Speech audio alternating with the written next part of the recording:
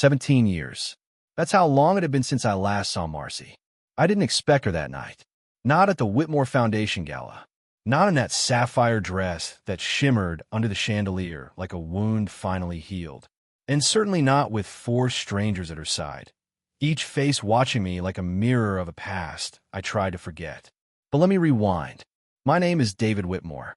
I'm the CEO of Whitmore Biotech, a name most people know in our circles.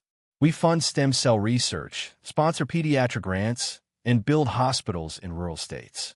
My face is plastered on charity banners, news segments, and pharmaceutical journals. I've curated my image to perfection, a self-made man, powerful and clean-cut.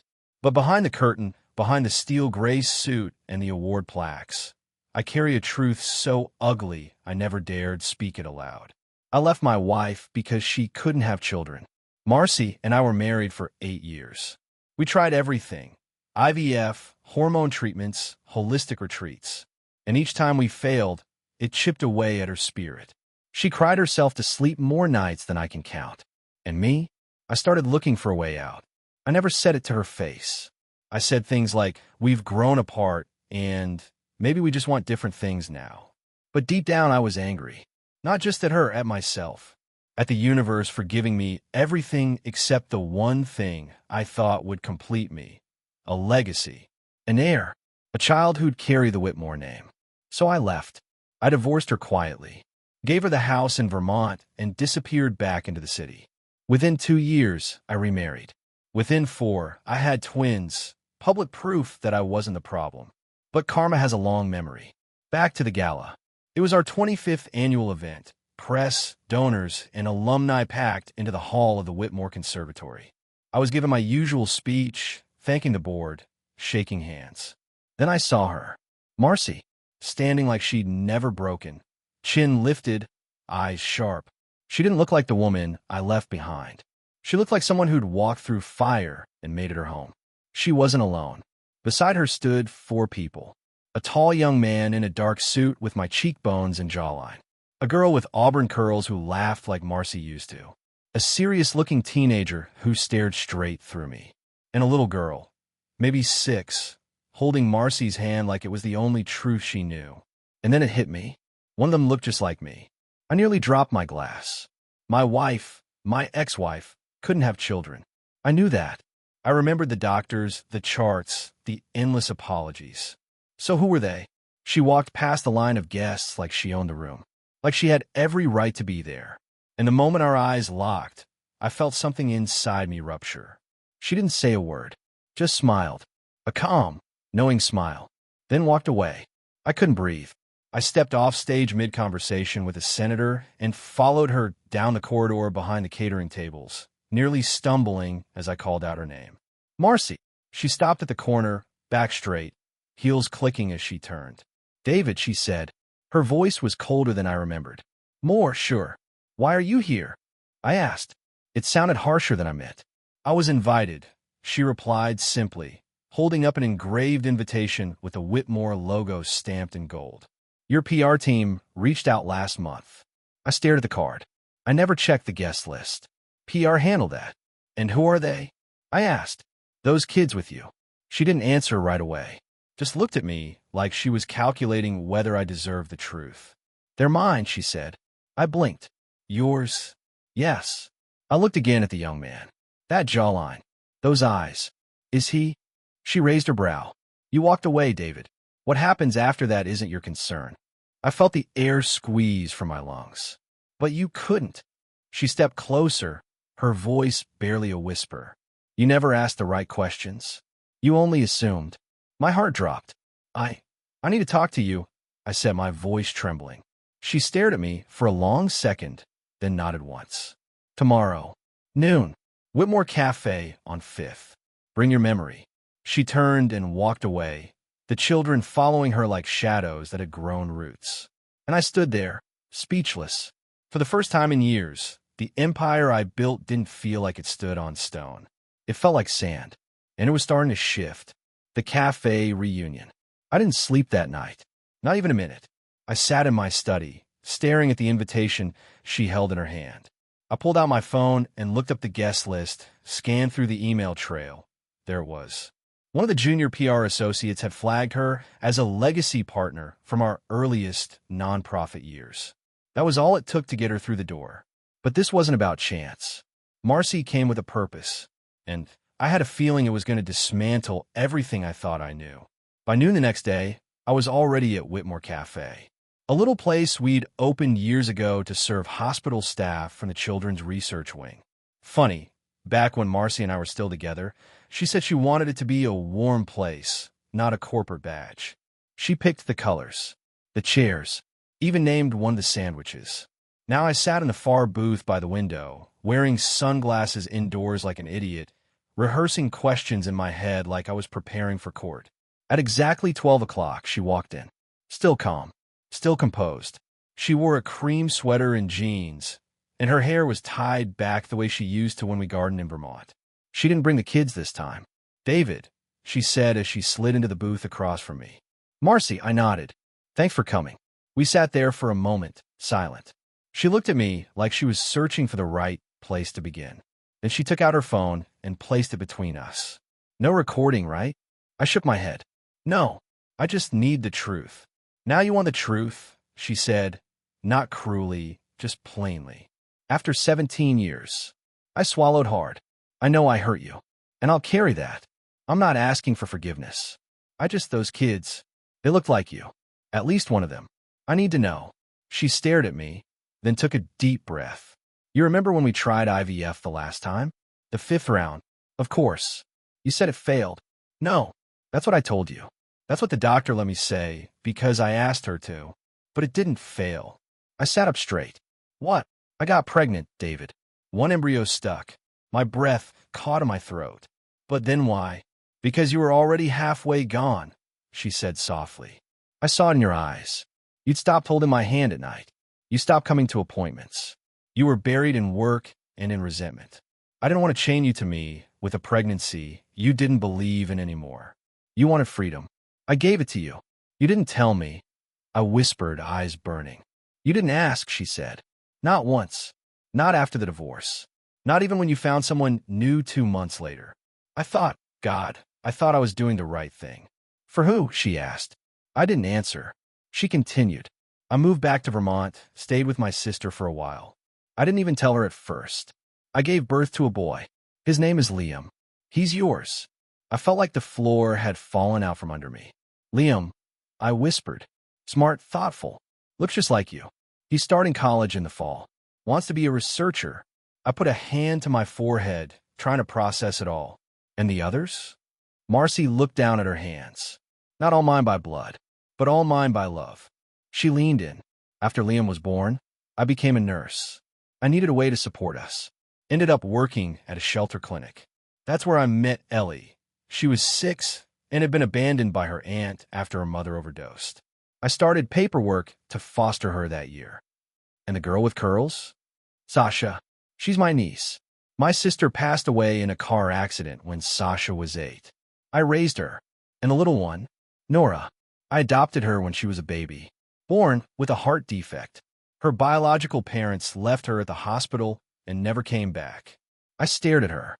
4 children, for different stories, and she was the center of all of them. You always want to be a mother, I said, my voice cracking. I was a mother, she replied, steel in her tone. You just never stayed long enough to see it. I looked down at the table, unable to meet her eyes. I didn't know, I whispered. That's the thing, David. You didn't want to. Tears welled to my eyes, but I blinked them back. I'm not here to ruin you, she said. I came to the gala for one reason. She pulled out a folder and pushed it across the table. I opened it. Inside were photos of Liam, graduation shots, award ceremonies, even a note that said Whitmore Scholarship Candidate. I told him he didn't need your name to be something, she said, but he applied anyway. He wants to earn it. I didn't ask for a dime. I couldn't stop my hands from shaking. I want to meet him, I said quietly. She looked up, gaze unreadable. Then you'd better show up as someone he can respect. And just like that, she stood up. I have to go. Sasha's violin recital. I promised I'd be there early. She left the cafe, and I sat alone, folder in hand, heartbeat thundering in my ears. I thought I'd buried my past with a signature. Turns out, it had a name. Liam. The first meeting. 3 days. That's how long it took me to build the courage to reach out. I stared at the number Marcy scribbled at the bottom of the scholarship folder. Liam's direct contact. I must have picked up my phone a dozen times before actually pressing call. Each time, I'd panic. What would I even say? Hi, I'm your father, surprise? But eventually I did it.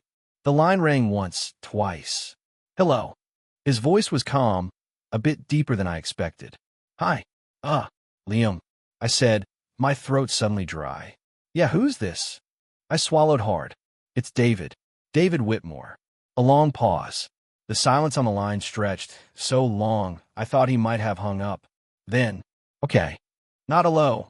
Not why are you calling me, just, okay. I spoke to your mother, I said. She told me. She told me everything. About you. About the others. Another pause. And, I'd like to meet you, I said. If you'd be open to that. I don't know what you want from me, he said. His voice was firm, but not cruel. You left before I was even born. That's not something you can undo with a lunch. I'm not trying to undo it, I replied. I just want to start. Somewhere. Silence again. Then a sigh. There's a coffee shop near my dorm. Cedar House Cafe. Friday at 3. Don't be late. And just like that, he hung up. That Friday, I arrived 20 minutes early. I sat in the back corner, watching every student walk in, analyzing each face, wondering if it was him. At 2:58, a tall young man walked through the door wearing a gray hoodie and jeans. No airs. No guard. He looked around once, spotted me, and walked over. David, he said. Liam. We shook hands. His grip was firm. He sat down across from me and pulled his sleeves up slightly. I noticed a small tattoo on his forearm, an inked outline of 4 birds in flight. 1 bigger, 3 smaller. Is that for your siblings? I asked. He nodded. Yeah. Marcy said family isn't always about blood. So I made sure mine was always with me. I smiled. She's right. He looked at me for a long moment, his expression unreadable. Why now, he asked. I knew that question would come. I was ready for it, because I thought I had all the answers, I said. I thought your mom and I had no future, that she couldn't give me what I wanted. So I left, and I thought it was justified. I looked him in the eye, but seeing her again, seeing you, I realized I didn't have a clue what I gave up. Liam looked down at his coffee, stirred it once. You built a whole life without me. I did, and I regret that every day now. You have other kids, right? Twins. They're 15, a boy and a girl. I won't lie and pretend my life stopped after your mother. He nodded slowly, then looked up at me. Do they know about me? No, not yet. Will you tell them? Yes. A beat. Why'd you leave her? He asked suddenly. Really? No PR answers. Just truth. I let the question settle. I owed him that much. Because I was weak, I said. Because I thought love was transactional. And because I was afraid of what it meant if the perfect picture didn't come true. Your mother didn't fail me. I failed her. Liam exhaled through his nose. She never talked bad about you, you know? Not once. All she said was that you were part of her past. That I'd understand one day. I felt my chest tighten. I don't deserve her grace, I said. Or yours. He looked down again, then back up. Maybe not. But you're here. And I'll admit, part of me always wondered. I dared to ask, wondered what? What you looked like. If I had your laugh. If you ever thought about me. I did, I said. More often than you believe. Liam leaned back in his chair. You want to know something weird? Sure. I used to imagine this moment. Meeting the guy who walked out of the story before it started. I thought I'd hate you. Punch you. But now, I just feel kind of empty. Like it's too late for all the things I wanted. I nodded. It might be, but it's not too late for something new. He sat with that thought for a moment, then stood. How about class, he said. But maybe we can talk again sometime. I stood too. Anytime.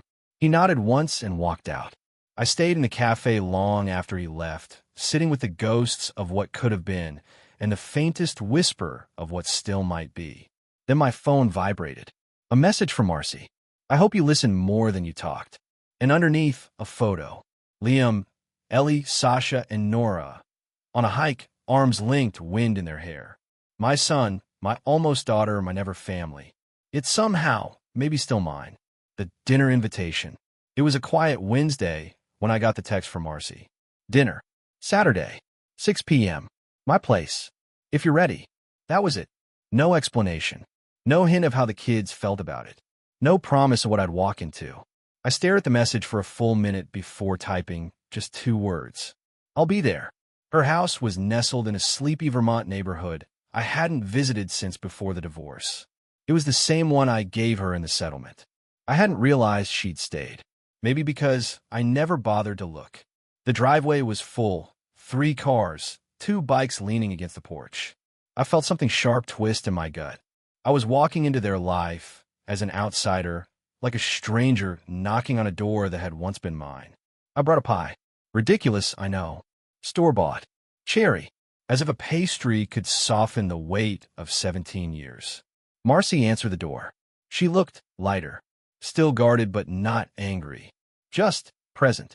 You're early, she said. You told me 6. She smirked. I meant emotionally. I gave her the pie. She took it without a word and stepped aside to let me in. The house smelled like rosemary chicken and baked squash. There were kids' drawings on the fridge, a pair of sneakers by the door, and a violin case cracked open near the stairs. Warm. Lived in. Real. The kind of home I never built. In the dining room, Liam stood setting the table. He nodded at me. Not warm, but not cold either. Neutral ground. Sasha walked in next. She was taller up close, with sharp eyes that didn't miss much. She gave me a wary look, then nodded politely. Hi, I offered. Hey, she said back cautious. Ellie was next, probably 15, with a braid and a book tucked under her arm. She looked at me like she'd read my story already and wasn't sure how she felt about it. Are you the donor or the dad? She asked bluntly. Ellie, Marcy warned. No, it's okay, I said. That's fair. I like to be the dad, but I know I have to earn that. Ellie squinted. We'll see. The last one, little Nora, peeked out from behind a doorway, clutching a stuffed bear. She didn't say anything, just stared. I gave her a small wave.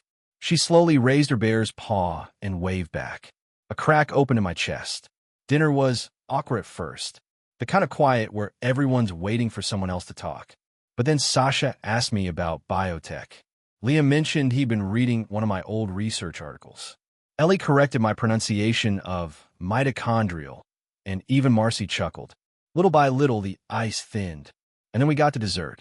The pie sat untouched in the middle of the table. Marcy raised an eyebrow. You didn't bake it, did you? I considered it.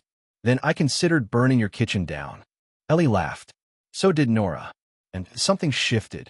After dinner, Marcy made tea while the kids cleaned up. I offered to help, but Sasha waved me off. Let them do it, Marcy said softly. They're good at sharing the weight. We sat on the back porch as the sun began to set. I wasn't sure you'd come, she said. Neither was I admitted. But I'm glad I did. She nodded. You're meeting them now, at the point where they're almost grown. They have opinions, boundaries, questions. They're not looking for a hero. I'm not trying to be one. You sure? I sighed. I spent so many years pretending my old life didn't exist. Pretending you didn't exist. And now I'm just trying to rebuild something, even if it's small. She looked at me with a strange tenderness. Then start by showing up. Not just once. Not just tonight. I will. Good, she said. Because Nora already asked if your house has a tree she can climb. I blinked. She did. She's 5. She doesn't care about your mistakes. She cares about trees. I smiled. It was the first genuine one I'd had in weeks. As the sky darkened, Liam joined us on the porch. She's letting you off easy, he said to me, arms crossed. Marcy stood. Be nice. I am, Liam said. Then looked at me. You up for a hike next Saturday? Just you and me? I stared at him. Yeah, absolutely. He nodded once. Okay, let's see if you can keep up. Marcy kissed his temple on her way inside. Liam sat beside me in the porch chair. We didn't talk much. Just watched the fireflies come out and listened to the sounds of a house filled with life. My house had always been quiet. Too quiet. Now, I realized what I'd missed. What I'd thrown away. And what I might still have a chance to reclaim. The public unraveling. The hike with Liam was more than a walk through trees. It was a trial. 3 miles of Vermont trails, straight up and around a rocky slope. I hadn't hiked in years. Corporate dinners don't prepare you for loose gravel and tree roots. Liam moved ahead easily, like he'd done it 1,000 times. I struggled to keep up, chest heaving halfway in. Need a break? He asked, glancing back. No. I lied, sweat pouring down my back. He smirked. You sure? You're wheezing like a busted accordion. Still not the worst board meeting I've survived? I panted. We reached a ridge with a view of the valley. Fall was starting to bleed through the leaves. Orange, crimson gold. Liam sat on a boulder. I followed, breathing hard. This was her favorite spot, he said. Mom used to bring me up here when she needed space.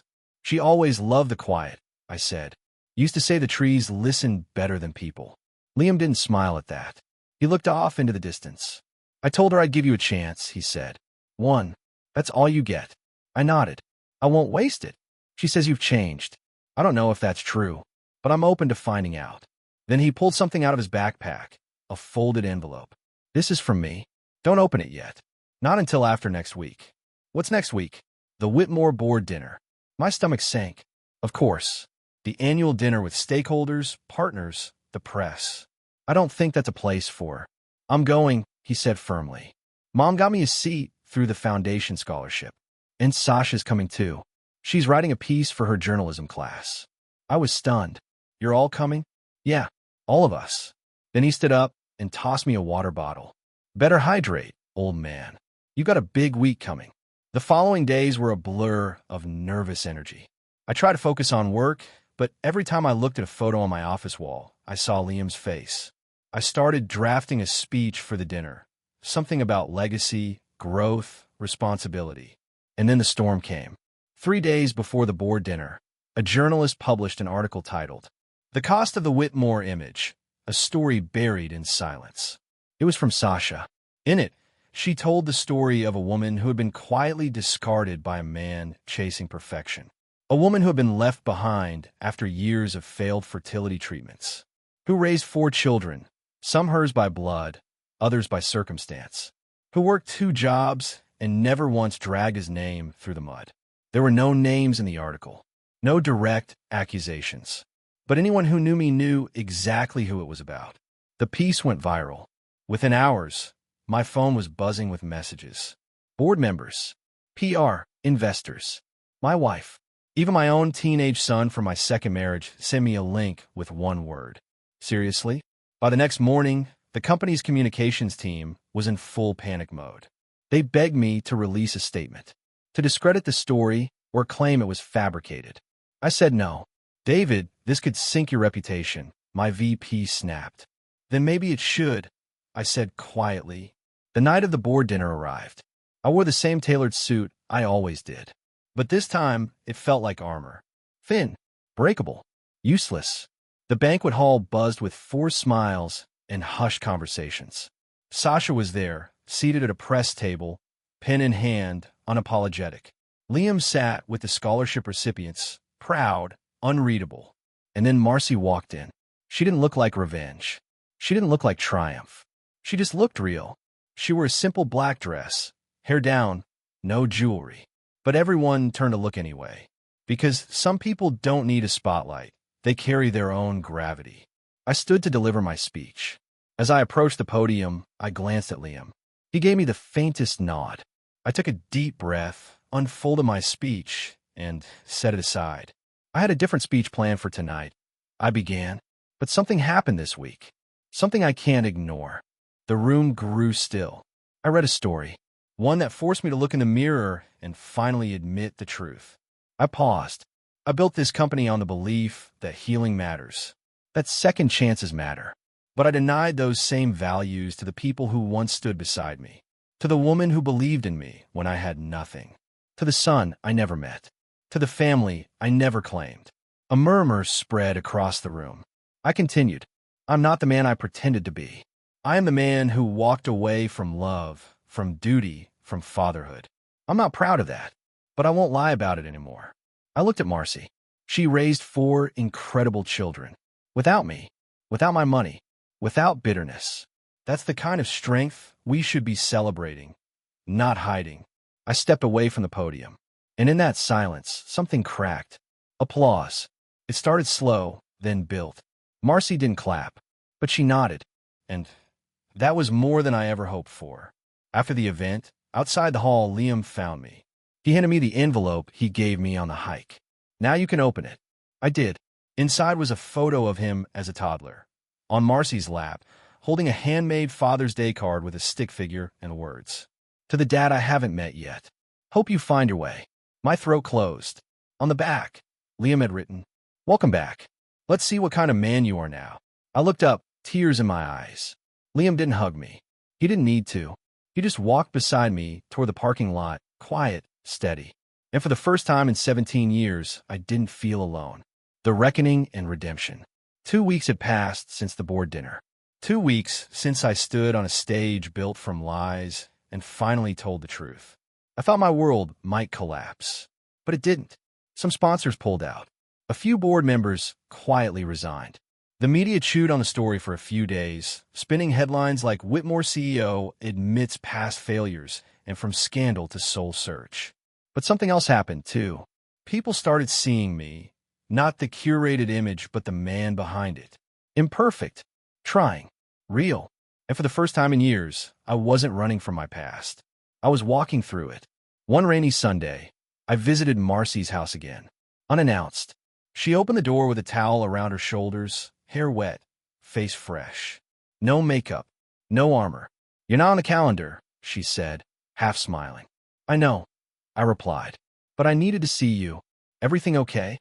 "No," I said, "but it could be. Someday. If I do this right." She stepped aside, and I walked in.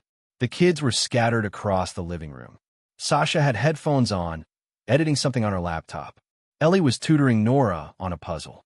Liam, he was at the kitchen counter, scribbling notes onto a college prep sheet. I stood awkwardly in the foyer, soaked from the rain, holding a small stack of envelopes. "What's that?" Marcy asked. "My truth," I said. "For each of them." She studied me. "Letters." I nodded. "One for each child. And one for you.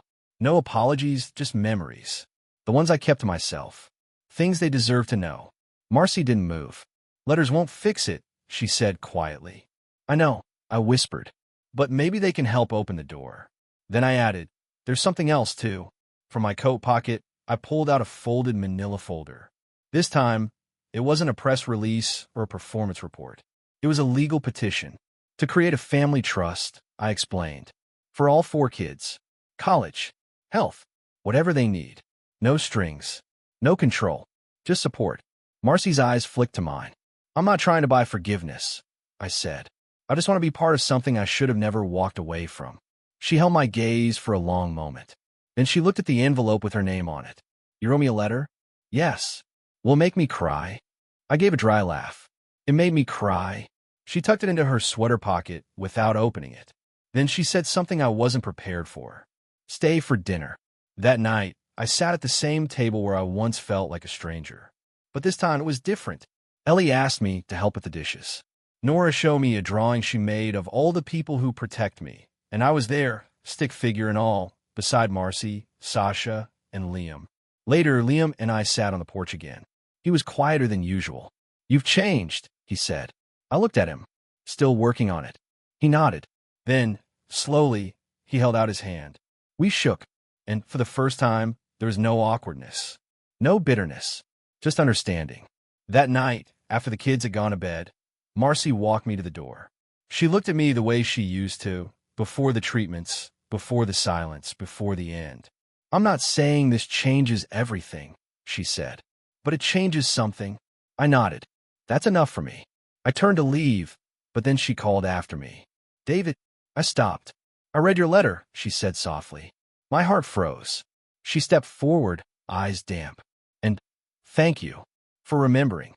That was a month ago. Since then, I've been showing up. Little league games, violin recitals, study sessions. I'm not perfect. I never will be. But I'm present. I sold the penthouse, moved into a smaller place near Marcy's neighborhood, took a step back from Whitmore Biotech, started mentoring young researchers instead of sitting on another stage. And every Sunday, I bring a cherry pie to Marcy's house. It's become a running joke now, how the store-bought pie became my peace offering. But last Sunday, she surprised me. She baked one herself. It wasn't perfect. It was burnt. But we ate every bite together. Epilogue, a different kind of legacy. I used to think legacy was about names on buildings, companies passed down, children born from blood. But legacy isn't what you leave behind. It's who you stand beside when the world has every reason to walk away. 17 years ago, I walked out on a woman who had given me her whole heart. Now, I stand in her kitchen on a rainy Sunday afternoon, holding the hand of a child I never knew I needed. And for the first time in my life, I'm exactly where I'm supposed to be.